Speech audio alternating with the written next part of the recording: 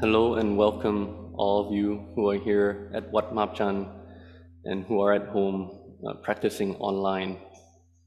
First of all, I would like to anumodana with all of you who have come from many countries, Singapore, Thailand, Malaysia, who have given up their personal time to come and practice, which is hard to find these days. For those who are willing to give up their time to spend with family and to work, to come and practice and follow the teaching of the Buddha and the great teachers. This is because you see the importance of practicing Dhamma, to cultivate your mind, to develop your mind, to make the mind peaceful, so that you can bring it and use it in your daily life. First of all, in order to practice, you have to have faith. What kind of faith that you need? It is the faith in the teaching of the Buddha, of the Kruba Ajahn, whether it's Luang Pu Man, Luang Pu Sha, or Venerable Ajahn Anan. Because of this faith, it is that so that you are here to practice, to follow the teaching.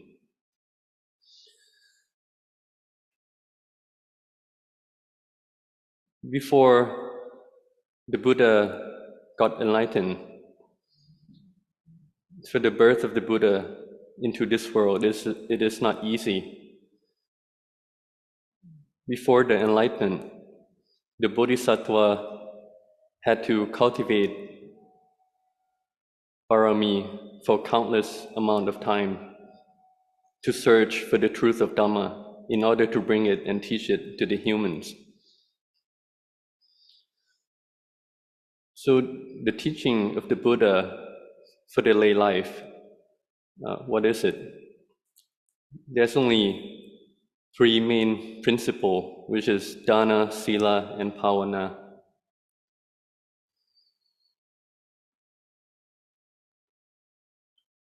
All of us here who are born as human, it is because we have cultivated sila or virtues in previous lives. The dana, sila, and bhavana, it fall along with the 8 Noble Path in order to reach Nibbana.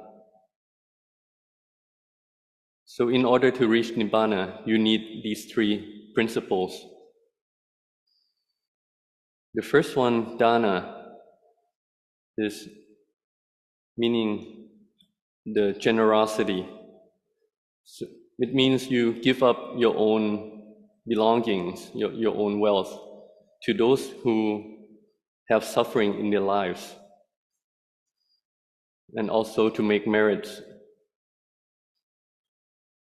So it can either be donating to various foundations, to hospitals, and to help with those in need, and also to make merits with the Sangha. And once you do that, you can find that you can be happy from the generosity to sharing. But you have to do that with the wealth that is the extra from what you need in your own life. As Buddhists, in every Buddhist country, you can see that this practice of generosity is always present. As Buddhists, for example, in Thailand, we have the practice of giving alms in the morning, and we practice it so that it becomes our habit. And with this habit, this is cultivating the dana barami, and it will be it will give result both in this life and the next life.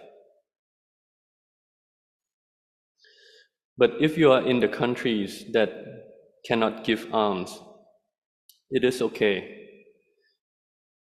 You can always donate to the foundations, to the hospitals, whether it's to buy the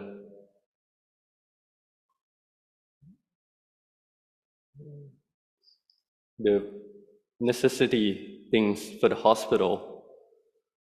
All of these is considered dana, and you should make it into your noble habits. But why should you make merits with the Sangha? It is because in return you can receive Dhamma from the monks.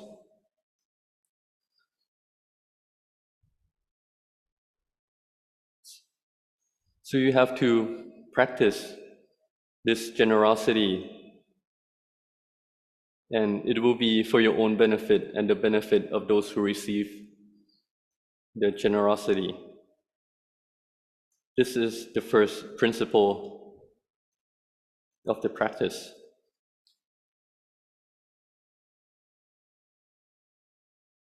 The second principle is Sila. The Buddha said that in order to be born as human, you have to have at least the 5 precepts.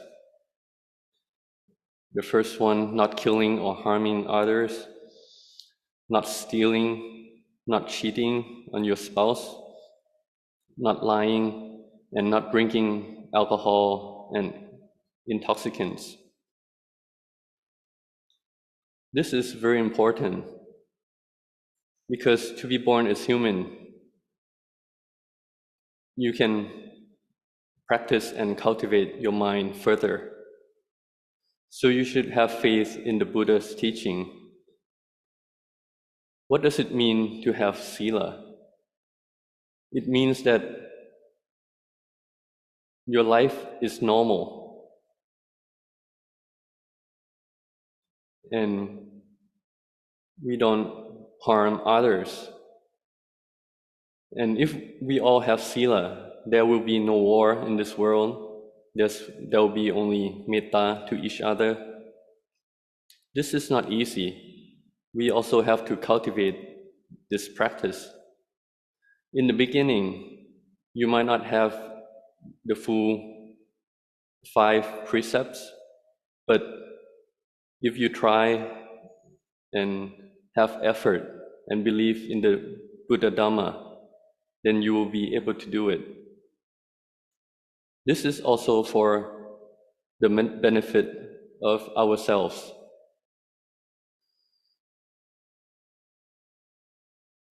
Why should we not kill or harm others? Because as human or animals, we all have fear of death. And if we have Sila, then we don't have to be afraid of others harming us. And why should we not steal or cheat? It is because we don't want to have worries in the society. If there's no stealing or cheating, then the society will become peaceful.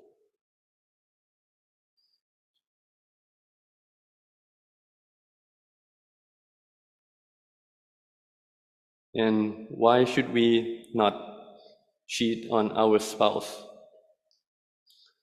This is on the foundation of family, which is very important to all of us. If we act wrong with our spouse, then there's suffering happening in the family, whether it's the father, mother, the children, and it can go on to all the relatives and friends.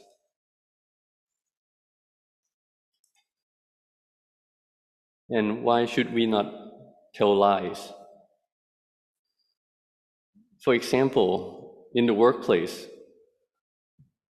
for a company selling some things, if you are honest, then you have the credit and the company prosper.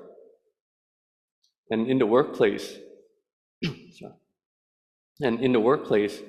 if you have honesty, then you will be trusted by your boss and your co-workers. And why should you not consume alcohol and intoxicants? First of all, it is bad for your body. It makes you older faster than you should. And if you have to drive, then accidents can happen, which is harmful to yourself and to others. And also, by being drunk, you lose mindfulness and you can act on all the four previous Sila, which is like you can kill others, harm others, you can steal, you can cheat on your spouse, and you can lie. So you can see that Sila is very important in your daily life. And lastly, Bhavana, especially Citta Bhavana. It is to make your mind calm and have mindfulness. So the easiest way to cultivate peacefulness, you can start by chanting, recollecting of the Buddha, Dhamma, and Sangha. You can do that in the morning when you wake up and also at night before you go to sleep. You can chant the Buddha Nusati, Dhamma Nusati, Sangha Nusati, 1 round, 3 rounds, 9 rounds, or you can keep chanting until your mind calm. This is the easiest way to calm your mind. And it doesn't take long. It may only take 5 to 10 minutes every day, so you should make it your habit to chant every day.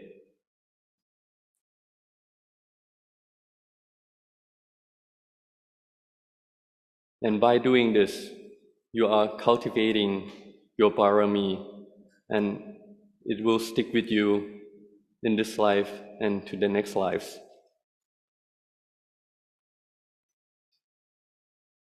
Another benefit for the bhavana is that when you work, of course, stress will happen. So when you go to rest at night, you might not have a full sleep. But by making your mind calm before you go to sleep, you can have the full rest. And also during the day, you can cultivate mindfulness by remembering Buddho, Buddho in your heart. And when you face with anger or disliking, always think of the Buddha by chanting Buddho, Buddho, so that your mind doesn't follow the emotions and feelings. And this will make you calm, and you are always in good mood, in good temper,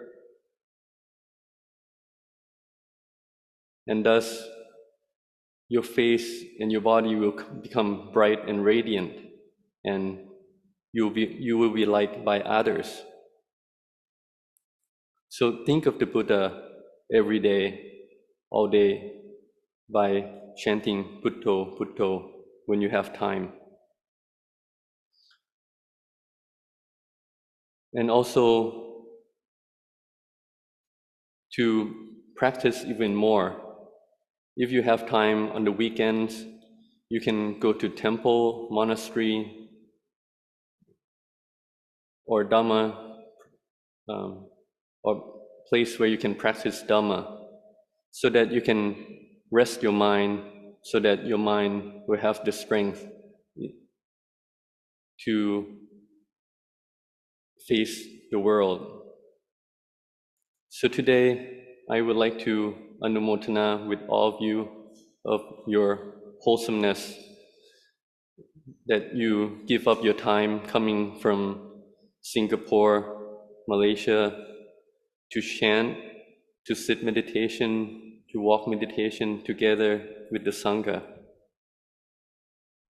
So I would like to ask for the parami of the triple gems, the Buddha, Dhamma, Sangha, and all the Kruba Ajahns, that you may be healthy and see the Dhamma, realize the Dhamma, and achieve everything that you wish for in this life. Sadhu.